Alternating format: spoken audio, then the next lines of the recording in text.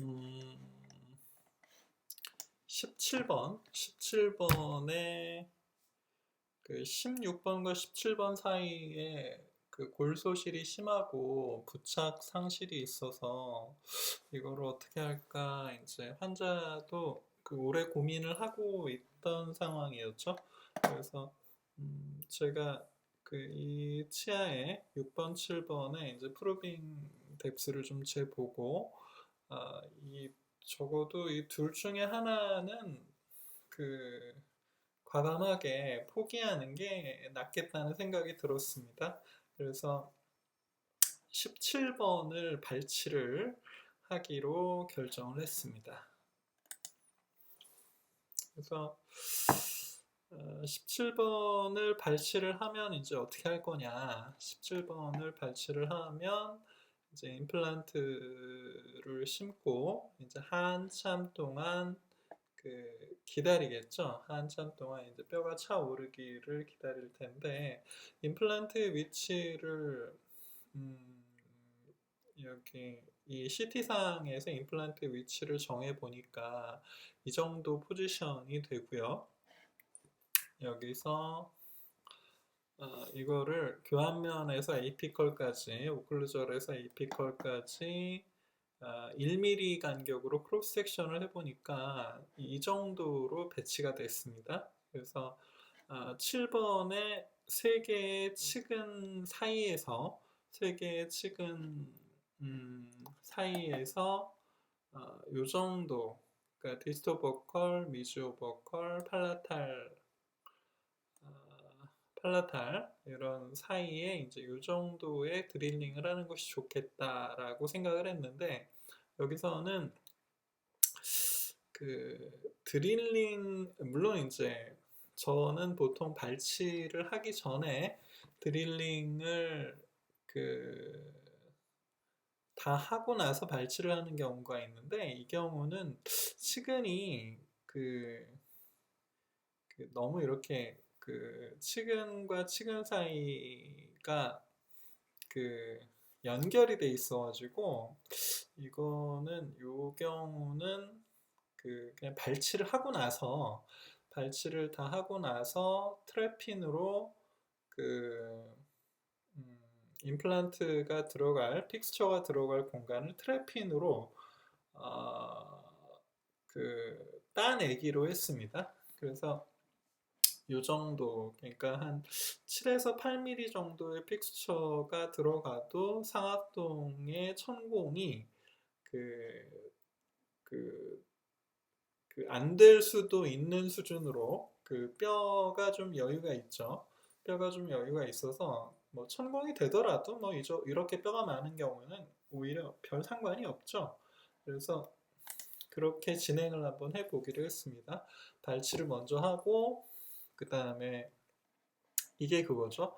팔라탈, 미주오버컬, 디스토버컬 이 사이에 이제 요 사이에 그 요 정도의 이제 트래핀을 써서 그 본 캐버티 프리퍼레이션을 하는 거죠.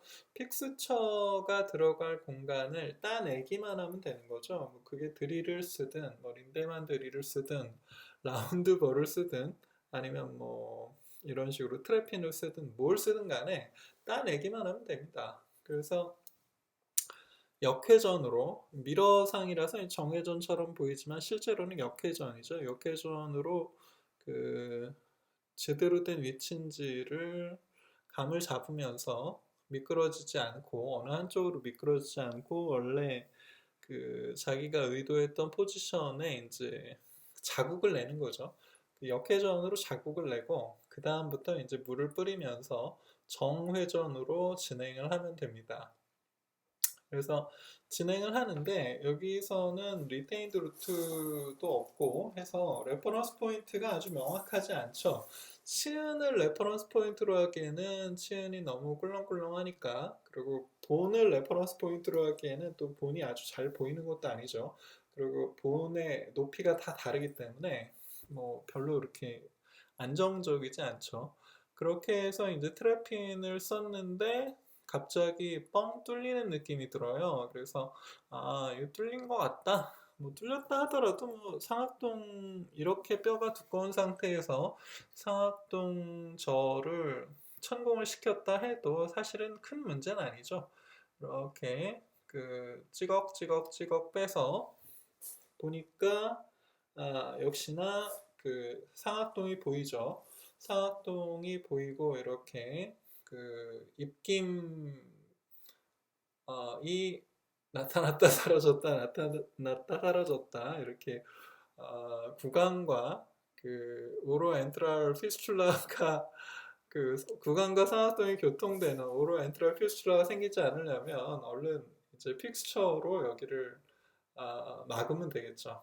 그래서 그 뭐 기왕에 3mm 외경의 트래핑으로 그 딱 이렇게 그 아주 그 드릴링을 잘 한 셈이죠. 그래서 그 알베올라 분이 남아있는 알베올라 분의 뎁스가 어느 정도인지를 프루브로 현미경을 보면서 프루브를 잘 보면 이제 별로 어렵지 않게 알 수가 있죠. 이 상태에서 이제 크레스탈 코티컬 드릴을 살짝 써서 그 4.5mm 직경에 7mm 길이의 넌엑스 픽스처, 넌엑스 TS3가 들어갈 수준으로 이제 이렇게 그 마지막 파이널 드릴링을 하는 셈이죠.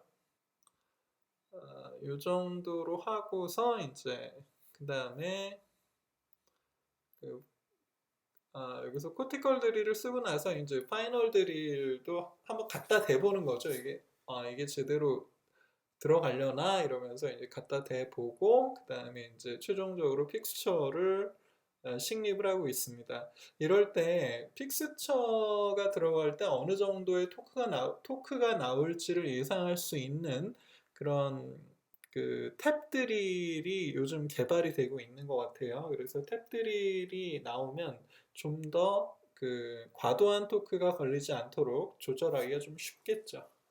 그래서 요 상태에서 이제 요게 그 힐링된 치은 높이에서 요 헥스의 윗부분이 7mm, 아랫부분이 한 5mm 정도 되죠. 그래서 그 벌써 이제 픽스처 마운트를 분리하고 커버 스크류를 연결하고 근데 약간 블리딩이 좀 모자라요. 그래서 발치와가 덮이려나 뭐 이런 생각이 들어서 일부러 약간 픽스처를 피해서 남아있는 치조골에 약간의 페네트레이션을 주고 있습니다. 약간 구멍을 뚫어서 그 블리딩을 좀 더 이렇게 유도를 하고 있죠. 이렇게 하는 경우는 드문데 약간 블리딩이 생각보다 충분하지 않은 것 같아서 이렇게 해줬습니다. 저는 이렇게 했던 기억이 별로 없는데 뭐 어쨌든 덮이는 게 중요하니까요. 이거를 자가골이나 합성골이나 이종골 같은 걸로 이렇게 덮는 게 중요한 게 아니라 블러드 클롯, 그러니까 블리딩이 충분히 돼서 블러드 클롯으로 자연스럽게 덮이는 게 제일 좋거든요. 그래서 픽스처를 피해서 옆으로 이제 그 여기저기 드릴링을 해서 억지로라도 피나라 하면서 이제 지금 처리를 해주고 있죠. 이게, 이게 한 4개월 전에 했던 거라서 잘 생각이 안 나죠. 근데 동영상을 보면서 이제 이랬었구나 이러면서 추억을 되새기는 뭐 그런 시기입니다. 그래서 뭐 블리딩이 조금씩 차올라서 픽스처가 이제 점점 이제 덮이는 느낌이 들죠. 그래서 뭐 이 정도 어느 정도 해준 다음에 웬만하다 그러면 이제 거기다가 약간 젖은 거즈로 바이트를 시키고 저 같은 경우는 한 오래 충분히 한 4~5시간 물고 있게 하고 그리고 거즈를 하나 더 드려요. 그래서 하나가 아니고 한 대여섯 대여섯 팩을 들여서 그냥 아예 물고 주무시라고 그렇게 하는 편입니다. 그래서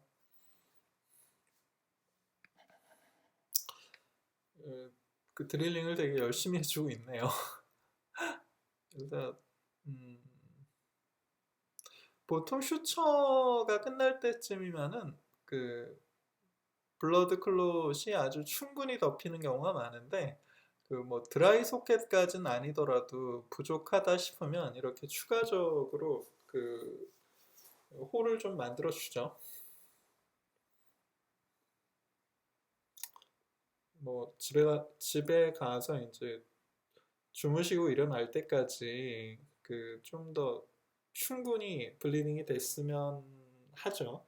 그리고 혹시 블리딩이 되지 않았더라도 일단 수술을 하고 나면 그 한 그 일단 수술을 하고 나면 좀 그 그냥 놔둬야죠. 그래서 며칠에 걸쳐서 계속적인 그 연조직 커버리지가 일어나는 거를 적어도 건드리진 말아야죠. 그래서 이제 이게 수술 직후고요. 네, 혹시 몰라서 CT를 하나 찍어봤습니다. 그 상악동 천공시킨 그 원죄가 있기 때문에 이게 그 제대로 된 포지션인가 해서 이제 확인을 해봤더니 뭐 이 정도면은 뭐 별 문제 없이 힐링이 일어날 것 같죠. 그래서 CT를 찍어본 상태고요.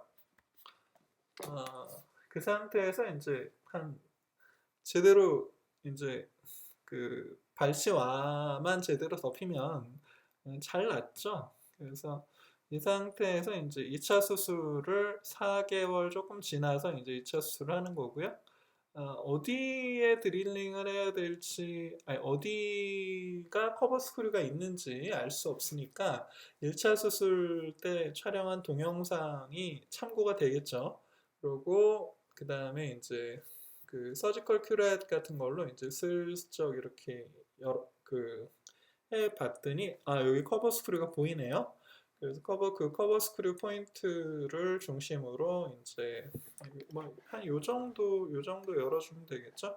이게 그, 그 2차 수술하기에 깊게 심으면 2차 수술이 좀 불편하죠. 2차 수술 깊게 심겨진 픽스처를 다시 노출시키려면 좀 번거롭지 않습니까? 하지만 깊게 심으면은 그 적어도 그 인테그레이션 걱정을 덜하고 무엇보다도 그 이제 보철을 하고 나서 잇몸 반응이 훨씬 더 안정적이죠.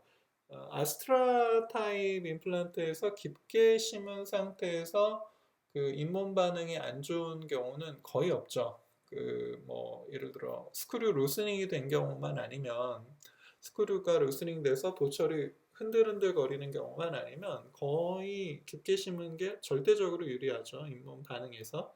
그래서 이제 커버 스크류 위에 뼈를 치고요. 그리고 커버 스크류 주위에 그 좀 이렇게 걸릴 만한 부분을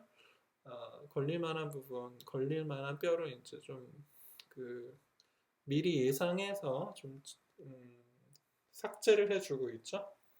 커버 스크류를 레스트로 주고 그 위에 뼈를 이제 그 날려준다 생각하면 됩니다. 라운드버가 이렇게 회전을 막 하면서 날려준다 생각하면 되고 8번 라운드버로 해준 다음에 저는 4번 라운드버로 커버 스크류 바로 옆에 그 부분을 살짝 좀 쳐주는 편이에요. 커버 스크류가 없으면은 픽스처 내면을 손상시킬 수도 있죠. 그래서 커버 스크류는 그 자리에 있어야 하죠. 그래서 이런 식으로 해서 그 헥스 드라이버로 이제 커버 스크류를 제거하고 그 다음에 이제 석션을 해봐서 그 커버 스크류가 제거됐으니까 이제 픽스처 내면이 보이잖아요. 그 픽스처 상부에 그 아주